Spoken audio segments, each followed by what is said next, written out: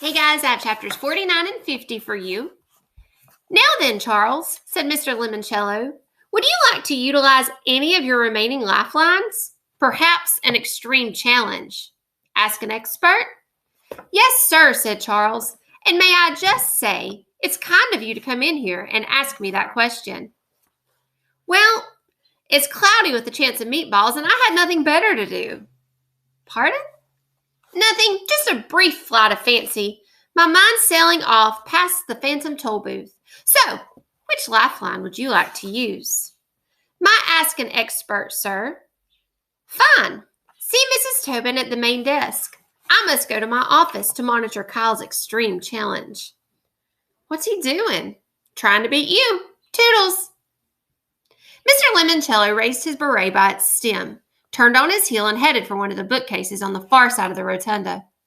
Charles watched him tilt back the head on a bust and press a red button in the middle of what would have been the man's neck. A door-sized section of the bookcase swung open.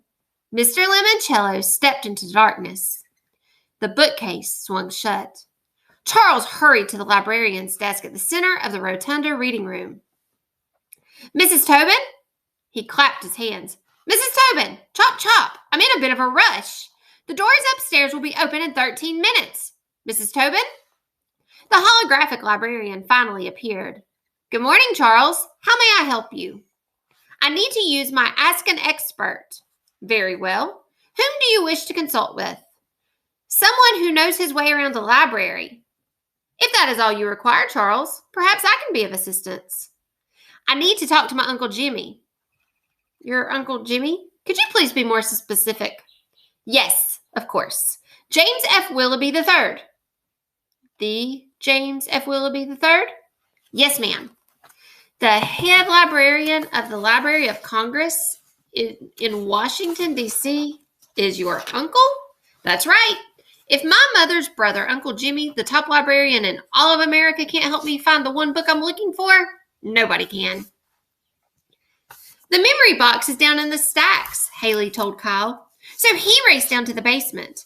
The very long, very wide cellar was just as he remembered it, filled with tidy rows of floor-to-ceiling shelving units.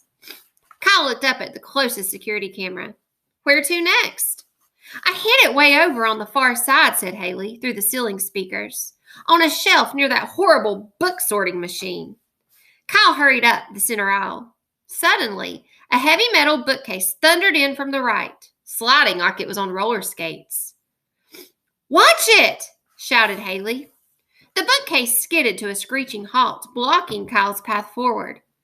Go left, suggested Miguel. The whole team was watching and cheering him on. Kyle went left. And another steel shelving unit shuffled in from the side. Jump back, shouted Akemi. The shelf slammed to a stop 2 inches in front of Kyle's feet. Kyle, you okay? Yeah. This is like the hedge maze in the Triwizard Tournament, said Sierra. Huh? Harry Potter, book 4, Goblet of Fire. Right. Need to read that one too. Kyle, of course, realized he had just discovered the most extreme part of his extreme challenge. Each one of the sliding floor-to-ceiling bookcases was loaded down with heavy cardboard cartons, books, or metal storage bins. They probably weighed several tons each. If Kyle was in the wrong place when a shelving unit came shooting in from the side, he would be flattened like a pancake under a steamroller. Warning, announced the official-sounding lady in the ceiling. You have 12 minutes to complete this challenge. He had to keep going. Like Mr. Lemoncello said, there was no turning back now. Unless, of course, he wanted to go home a loser. Ha! Never. Kyle jogged up an alleyway between two walls of bookshelves. Left turn, Haley shouted. Now! The wall on Kyle's right swung open, revealing 6 swiveling sections. Each pivoting panel may be 20 feet long, all skittering sideways and gliding backwards to create new walls and reconfigured pathways. You've only got 10 more yards to go, coached Haley. Kyle weaved his way around the randomly shuffling shelves. But as soon as he was on any kind of straightaway, the walls started to rearrange themselves again.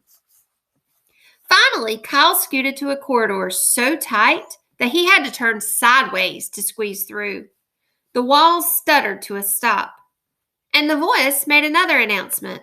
Warning, you have 8 minutes to complete this challenge. I'm trapped, Kyle shouted. There's no exit. None of his teammates said anything for a real long time. Finally, Sierra's voice rang out from the overhead speakers. Put your hand on the right wall, she said. What? Why? When I was little, I played a lot of maze games. If the walls are connected, all you have to do is keep one hand in contact with the wall at all times, and eventually you'll reach the exit or return to the entrance. Do it, coached Akimi. It'll work, bro, added Miguel.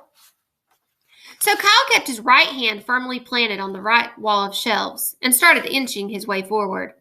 Go, Kyle, cheered Haley. Hug that wall. Hug that wall. The passageway widened. Kyle kept his hand glued to the right wall and went around corners, through switchbacks, until finally he stepped into an opening near the book return conveyor belt. You made it, shouted Haley. Woohoo! All the shelves streamed back into their orderly church pew positions. Good, said Kyle. Getting out should be easier than getting in. Where's the box, Haley? I put it on the shelf. Which one? That one. Warning, announced the calm female voice in the ceiling again. You have 3 minutes to complete this challenge. Kyle stared up at the nearby camera. Haley, what exactly am I looking for? A cardboard box in a drawer. Okay, there are like a billion of those. I flagged it with a piece of pink tissue. Kyle raced to a shelf. 2 minutes, announced the calm lady. This one? Said Kyle. Yes, look in the steel drawer. I thought you said it was cardboard. It is. Open the lid. Not that lid, the other one. This one? No, the one under it. 1 minute. Hurry, Kyle. I am hurrying. Flip it open. Kyle did as he was told. He flipped up the lid on a steel drawer and found a battered boot box. Every member of Kyle's team shouted the same thing. Grab it! And run, added Akimi.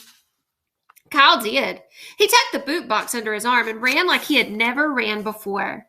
He sprinted across the basement floor. He raced up the steps 2 at a time. When he hit the rotunda, his heart was pounding against his ribs. 30 seconds. He speed skated across the marble floor. It was so slippery, he lost his balance. He fell forward, dropped the box.